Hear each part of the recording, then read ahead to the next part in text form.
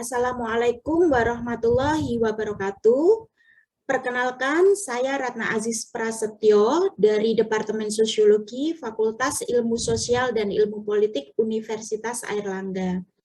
Di Departemen Sosiologi, saya ditugaskan untuk mengajar mata kuliah Pembangunan Masyarakat dan CSR atau Corporate Social Responsibility. Pada kesempatan kali ini, saya akan menjelaskan tentang mata kuliah tersebut. Mata kuliah Pembangunan Masyarakat dan CSR didesain untuk memberikan wawasan, pemahaman, serta keterampilan kepada mahasiswa tentang pembangunan melalui industrialisasi yang seringkali membawa dampak negatif bagi kehidupan masyarakat. Dampak negatif tersebut bisa berupa berbagai permasalahan sosial seperti kemiskinan, adanya kesenjangan, diskriminasi, pelanggaran HAM, kriminalitas, dan masalah-masalah sosial lainnya. Nah, di dalam mata kuliah ini, mahasiswa akan diberi pemahaman, wawasan, juga keterampilan tentang konsep CSR dan community development. Tidak hanya dalam tataran teoritik, tetapi juga dalam tataran praktis, bagaimana mereka bisa melakukan analisis terhadap kasus-kasus yang ada, serta bisa membuat sebuah program CSR dan juga melakukan implementasi terhadap program-program tersebut. Dalam mata kuliah ini ada beberapa pokok bahasan yang tertuang di dalam RPS. Yang pertama yaitu tentang konsep CSR, isu-isu CSR, CSR untuk komunitas, konsep penerapan CSR, membangun kemitraan, community development, proses dan strategi community development, social impact assessment, social mapping, audit sosial, kemudian kuliah lapangan, dan presentasi hasil dari kuliah lapangan. Nah, adapun capaian pembelajaran dari mata kuliah Pembangunan Masyarakat dan CSR, yang pertama adalah mahasiswa diharapkan mampu menjelaskan tentang konsep CSR dan community development dalam perspektif teoritik maupun implementasi praktisnya.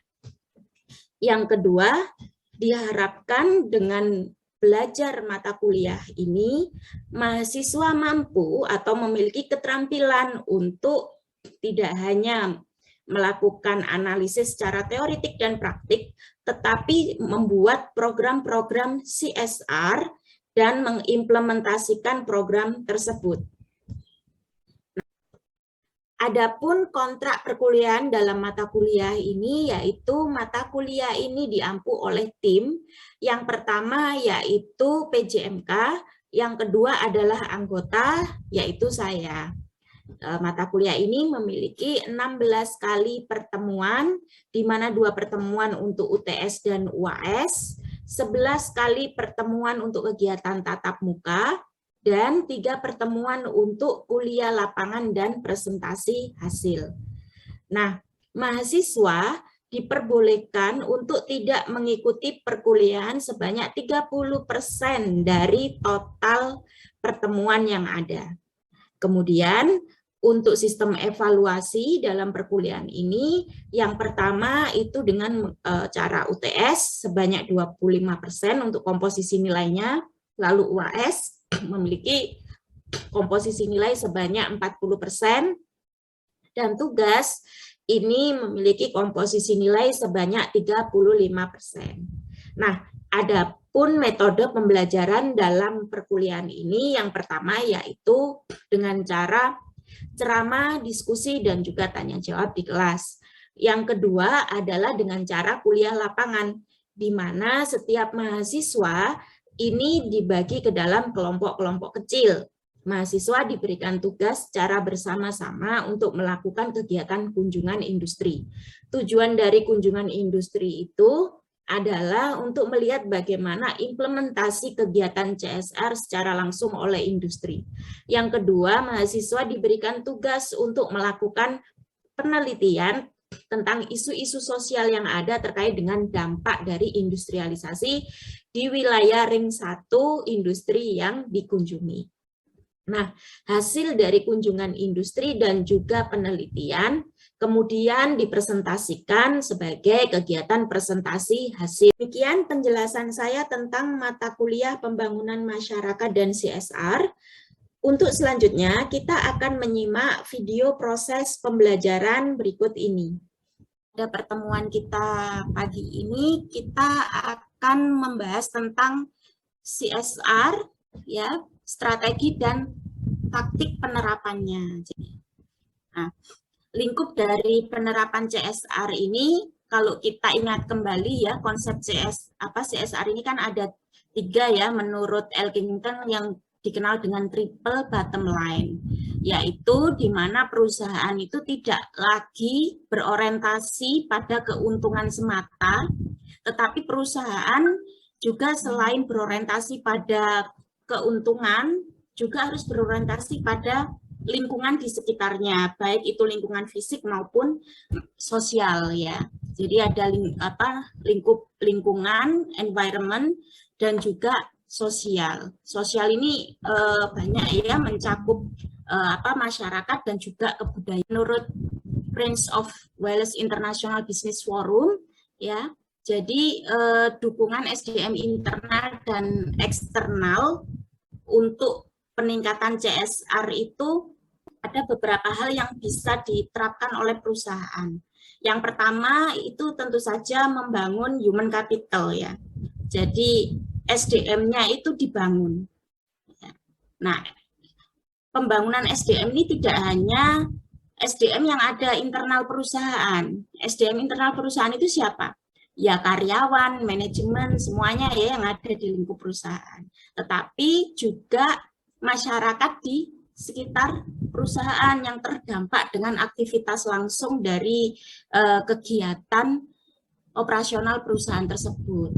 Nah, setelah membangun SDM-nya, kemudian perusahaan bisa melakukan penguatan ekonomi. Ya.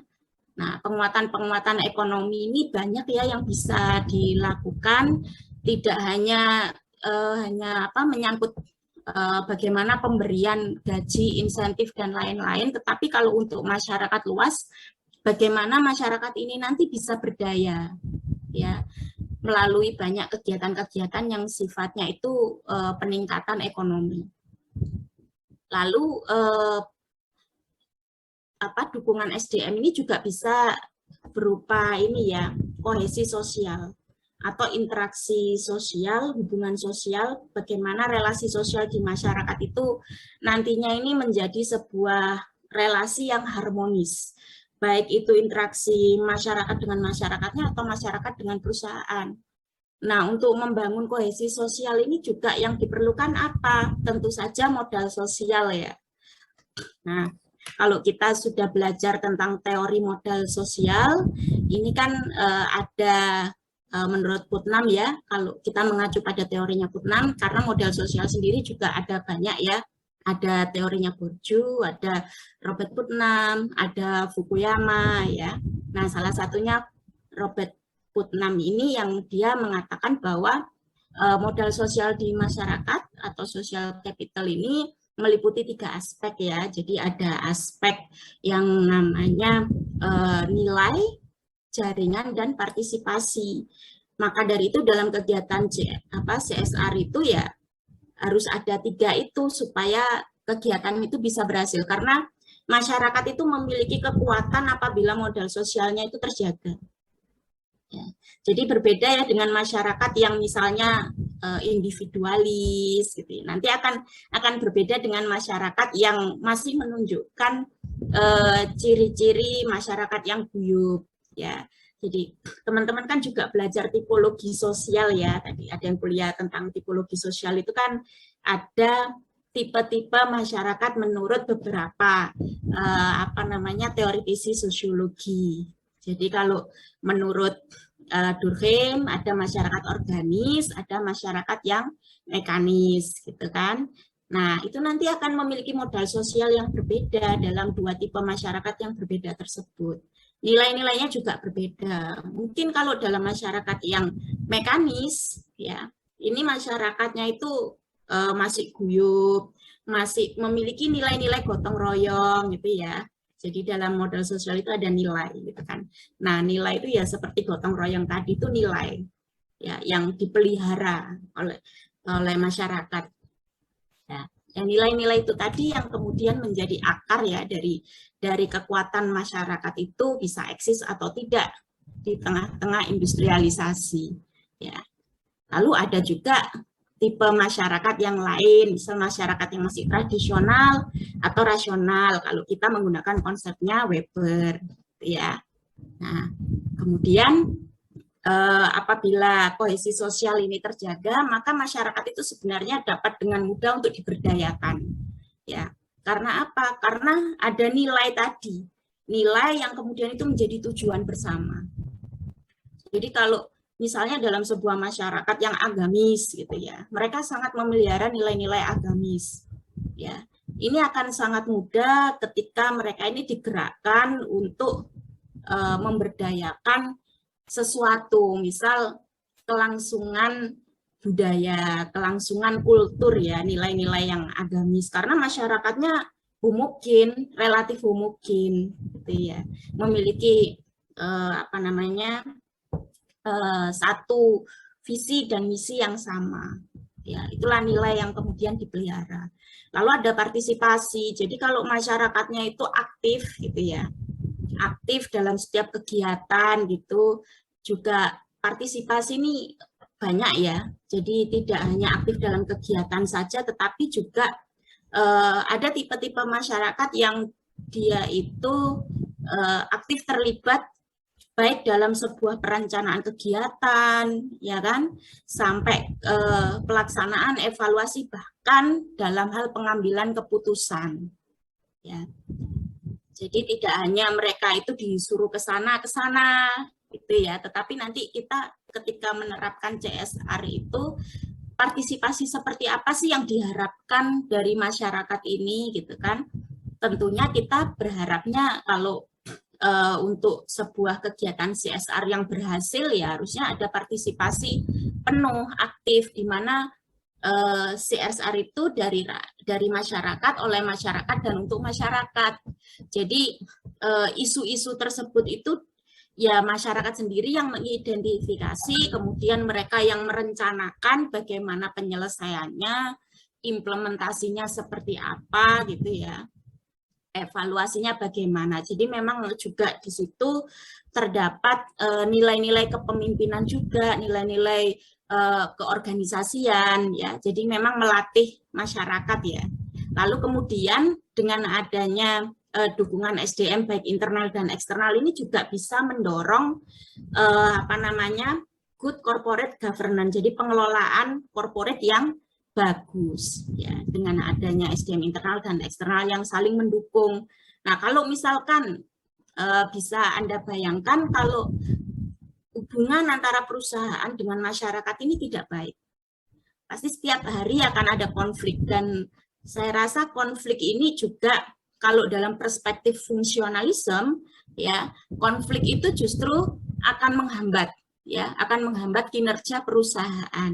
Karena apa? Karena tenaga, waktu, biaya itu dialokasikan untuk penyelesaian konflik.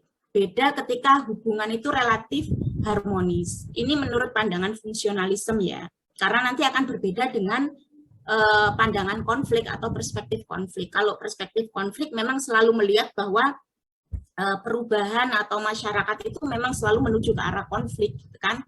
Bahkan konflik pun bisa fungsional, tetapi berbeda dengan perspektif para fungsionalisme. Ya, mereka berpandangan kalau justru sesuatu itu akan bisa harmonis ketika tidak ada konflik, gitu ya. Jadi perusahaan ini bisa maju, masyarakat di sekitarnya juga bisa berkembang apabila ada hubungan yang baik, ya. Ada hubungan yang baik. Nah, dalam pengelolaan manajemen perusahaan yang baik itu pun itu akan bisa mendorong perusahaan itu berkembang. Nah, Salah satu misalnya ini contoh good corporate governance yang bagus. Misalnya ya mereka sudah menerapkan GHRM ya. GHRM itu Green Human Resource Management. Jadi pengelolaan manajemen berbasis hijau gitu ya. Artinya apa? Para SDM-nya ini sudah dilatih ya, tidak hanya dilatih tetapi juga memiliki sebuah komitmen untuk turut serta dalam menjaga lingkungan di sekitarnya. Dan itu juga dimulai tidak hanya dari masyarakat, tetapi juga dimulai dari dirinya sendiri. Misal satu contoh, PT Teluk Lamong ya, itu salah satu pelabuhan yang ada di di Teluk Lamong, Surabaya. Dia sudah menerapkan yang namanya GHRM, bahkan ada juga Greenport ya, jadi pelabuhan yang menerapkan manajemen hijau tadi. Nah, apa yang dilakukan? Misal dimulai dari karyawannya, yang satu mereka paperless, ya, itu untuk mengurangi penggunaan kertas. Ya kan, yang kedua mereka tidak meminum air kemasan ya, tetapi membawa atau diberikan ini sendiri ya, tempat minum sendiri. Nah itu kan satu gerakan-gerakan yang dimulai dari diri sendiri ya, dan itu perubahan perilaku seperti itu diterapkan oleh perusahaan melalui GHRM tadi. Untuk supaya apa? Supaya juga karyawan itu juga ikut terlibat dalam kegiatan-kegiatan penyelamatan lingkungan, perlindungan terhadap lingkungan gitu ya. Mengingat selama ini kan pencemaran terus terjadi ya, apalagi yang diakibatkan oleh limbah-limbah plastik itu kan juga banyak. Nah, itu juga kemudian bisa menjadi sebuah program CSR juga untuk masyarakat. Misal bagaimana memberdayakan masyarakat dalam mengelola sampah, misalkan seperti itu ya. Lalu dengan adanya dukungan dan SDM internal dan eksternal yang bagus, itu juga berimpak pada perlindungan terhadap lingkungan ya, lingkungan sekitarnya, lingkungan air, udara, dan lain-lain, karena masing-masing memiliki kesadaran. Nah, saya izin bertanya. Iya, silakan Mbak Nais. Berarti yang memakai program atau CSR ini perusahaan-perusahaan besar ya Bu? Artinya yang industri, kayak perusahaan industri gitu ya Bu? Atau kayak perusahaan produksi rumahan gitu memakai program ini atau gimana Bu? Oke, ya. Siapa perusahaan apa yang harus menggunakan CSR ini sudah dijelaskan dalam undang-undang ya. Tentunya yang pertama adalah perusahaan-perusahaan yang terkait secara langsung dengan eksplorasi sumber daya alam. Ya, otomatis itu perusahaan besar ya. Jadi 1% dari laba itu untuk kegiatan CSR. Ya. Sementara industri rumahan tidak memakai CSR ya, karena skalanya juga kecil. Akan tetapi kalau ada industri yang katakanlah dia tidak terlibat langsung dengan sumber daya alam, tetapi dia melakukan kegiatan-kegiatan CSR, itu juga lebih bagus gitu ya. Karena saat ini ada pergeseran paradigma terhadap CSR ya. Jadi memang ada pergeseran paradigma. Kalau dulu orang memandang bahwa CSR itu sebagai ada perusahaan yang mengatakan itu sebagai beban dan lain-lain ya, tetapi ada juga yang menganggap itu sebagai kewajiban moral ya, dan itu terus menjadi perdebatan. Nah, akan tetapi saat ini yang berkembang adalah lisensi berdirinya sebuah perusahaan di suatu wilayah ini kan ditentukan oleh masyarakat ya. Ditentukan oleh masyarakat, apalagi yang terkait dengan eksplorasi sumber daya alam gitu ya. Itu kan ditentukan oleh masyarakat lokal. Nah, sehingga relasi itu harus dijalin dengan baik. Harus ada komunikasi yang baik. Nah, CSR ini memiliki fungsi juga sebagai jembatan ya, yang menghubungkan antara kepentingan masyarakat dengan kepentingan perusahaan dan kepentingan pemerintah. Itu salah satu peran penting dari CSR. Ya. Jadi itu karena ada kendala tadi.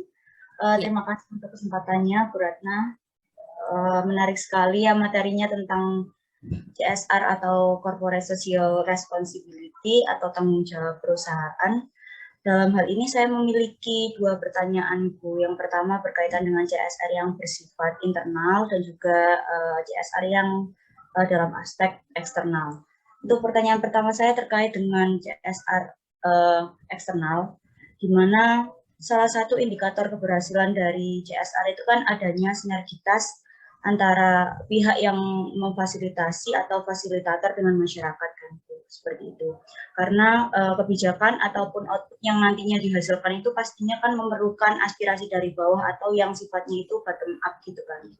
Jadi yang ingin saya tanyakan itu bagaimana sih peran kita sebagai sosiolog untuk menciptakan sinergitas itu sendiri dalam program CSR, baik itu yang melalui aspek yang ketiga tadi menurut Elkington, yaitu sosial, ekonomi, dan lingkungan, dalam rangka untuk menciptakan keberhasilan dari CSR, program CSR ini sendiri, seperti itu. Kemudian pertanyaan yang kedua berkaitan dengan tanggung jawab perusahaan dalam skop internal. Ini Bu, saya tertarik untuk menyoroti fasilitas-fasilitas yang disediakan oleh perusahaan untuk pekerja-pekerjanya, karena seringkali yang saya jumpai itu perusahaan-perusahaan besar itu hanya terfokus kepada manajemen sumber daya ataupun tanggung jawab perusahaan yang ada di luar perusahaan, seperti PT Pertamina yang melakukan pengelolaan sampah di pulau mana saya lupa, pokoknya yang terfokus kepada daerah-daerah eksternal. Sedangkan yang saya temui itu ada beberapa realitas seperti kebutuhan akan ruang menyusui, misal bagi ibu-ibu yang waktu itu bekerja di perusahaan tertentu dan memang mereka itu benar-benar butuh ruangan itu gitu. Jadi saya tertarik untuk menyoroti realitas tersebut, di mana perusahaan itu biasanya hanya menyoroti bagaimana CSR di luar, tapi abai dan lalai akan CSR yang seharusnya mereka miliki untuk sumber daya internal mereka, seperti itu. Karena yang mayoritas saya temui itu biasanya ibu-ibu menyusui atau ibu-ibu yang baru saja melahirkan itu biasanya terkena PHK ataupun diskors gitu. Sedangkan mereka sebenarnya menurut saya lebih membutuhkan fasilitas yang seperti ruang menyusui itu tadi, ataupun mungkin berupa fasilitas yang lain yang dapat membantu mereka dalam mengatasi beberapa masalah ataupun mungkin kendala yang mereka hadapi ketika mereka bekerja, seperti itu. Terima kasih Bu, mohon tanggapannya. Ya, terima kasih Mbak Adisa atas pertanyaannya ya. Saya jawab terkait dengan bagaimana sih peran kita sebagai sarjana sosiologi atau sosiolog gitu ya dalam membangun sinergitas ya antara negara, masyarakat, dan pasar gitu ya dalam konteks CSR gitu ya. Nah, tugas kita sebagai sosiolog adalah bagaimana kita kemudian bisa memberikan kontribusi ya dengan ilmu pengetahuan yang kita miliki. Kita ini kan dibekali pengetahuan berupa teori dan juga metode ya, termasuk dalam hal bagaimana melakukan pemberdayaan masyarakat ya. Nah, dengan teori dan metode yang sudah kita miliki tersebut, kita bisa melakukan analisis terhadap isu-isu yang ada di masyarakat. Kemudian kita juga bisa membantu merumuskan bagaimana program-program CSR itu yang baik, yang bisa memberdayakan masyarakat dan sifatnya itu berkelanjutan. Karena program CSR yang baik itu yang berkelanjutan ya. Jadi tidak hanya sekedar charity, karena apa? Kalau program CSR itu hanya sekedar charity semata, ini yang terjadi adalah bisa mematikan mekanisme self help dari masyarakat itu sendiri ya. Jadi masyarakat ini kan kalau kita melihat dari teorinya Scott, mereka kan bisa melakukan sebuah mekanisme survival ya ketika menghadapi sebuah ancaman, tantangan, dan lain-lain. Nah, kalau masyarakat itu dibiasakan hanya diberi, dan diberi, ini bisa mematikan kemampuan mereka untuk berusaha. Nah, sementara program CSR itu sebaliknya, ya. Program CSR itu harus memberdayakan dan juga berkelanjutan. Jadi, bagaimana masyarakat itu bisa berdaya, kemudian bagaimana masyarakat itu juga bisa menjadi agen of change, ya. Jadi, agen perubahan di kelompok atau masyarakat lainnya, ya. Ketika dia sudah dilatih misalnya, kemudian dia mengerti, memiliki kesadaran tentang sebuah isu, kemudian dia juga bisa melakukan itu pada komunitas yang lain, gitu ya. Salah satu contoh misalnya bank sampah, gitu ya, pengelolaan bank sampah, ya kan? Ada kelompok masyarakat yang sudah kita latih bagaimana mengelola bank sampah. Nah, secara berkelanjutan, mereka juga kemudian bisa menjadi agen perubahan bagi masyarakatnya, gitu ya. Dia bisa menularkan itu ke yang lain, ya, ke desa yang lain, ya, ke kelompok yang lain seperti itu. Bagaimana cara mengelola sampah. Itu salah satu contoh keberlanjutan. Nah, itu yang harus kita rumuskan sebagai seorang sosiolog. Apalagi kita sudah dibekali berbagai macam teori pemberdayaan, salah satunya tadi ya modal sosial tadi ya. Itu sudah kita kuasai, sehingga saya rasa disitulah peran dari seorang sosiolog. Memang harus ada keberpihakan ya, artinya kita berpihak pada sesuatu yang baik ya, yang baik untuk masyarakat, yang menguntungkan bagi masyarakat, gitu ya. Kemudian untuk kebutuhan CSR yang sifatnya internal, nah memang ketimpangan gender itu masih ada ya, dan kesadaran terhadap kesetaraan gender ini juga masih menjadi sebuah fenomena dan juga permasalahan di masyarakat, terutama di dunia kerja ya, terutama di dunia kerja. Seperti tadi yang disebutkan Mbak Adisa, beberapa perusahaan mungkin belum memiliki fasilitas untuk perempuan seperti fasilitas menyusui, seperti itu ya. Atau toilet perempuan itu harusnya bagaimana, kan disamaratakan gitu. Tapi ada juga yang sudah mulai memiliki kesadaran itu. Nah, kesadaran seperti itu artinya masih harus dibangun gitu ya. Masih harus dibangun di masyarakat. Ya. Nah, tugas kita sebagai sosiolog ya, kita harus berupaya untuk bagaimana kita bisa menjadi sebuah agen perubahan. Nanti ketika teman-teman misalnya, teman-teman kuliah sudah mendapat mata kuliah sosiologi gender ya, itu bisa teman-teman implementasikan ketika teman-teman ada dimanapun. Entah itu di rumah, di tempat kerja, dan lain-lain. Nah, ketika teman-teman sudah memiliki ilmunya, otomatis kesadaran itu kan sudah terbangun.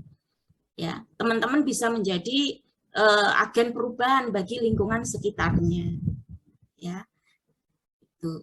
Jadi ketika misalnya di perusahaan tidak ada tempat fasilitas untuk menyusui, ya sebagai sarjana sosiologi yang sudah belajar sosiologi gender, kita bisa memberi sebuah masukan untuk perusahaan ya, bahwa ini tuh sebuah isu, ya. Ini sebuah isu sosial di mana ada ketidaksetaraan di situ. Oke, terima kasih Mbak Adisa atas pertanyaannya.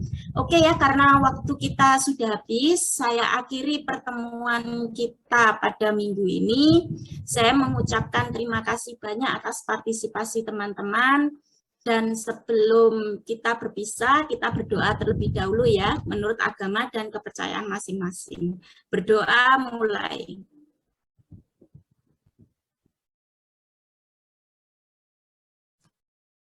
Selesai.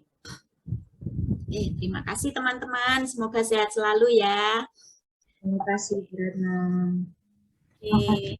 Terima kasih sudah menyimak video pemaparan saya tentang mata kuliah Pembangunan Masyarakat dan CSR untuk program studi S1 Sosiologi, Fakultas Ilmu Sosial dan Ilmu Politik. Semoga video ini bisa bermanfaat bagi kita bersama.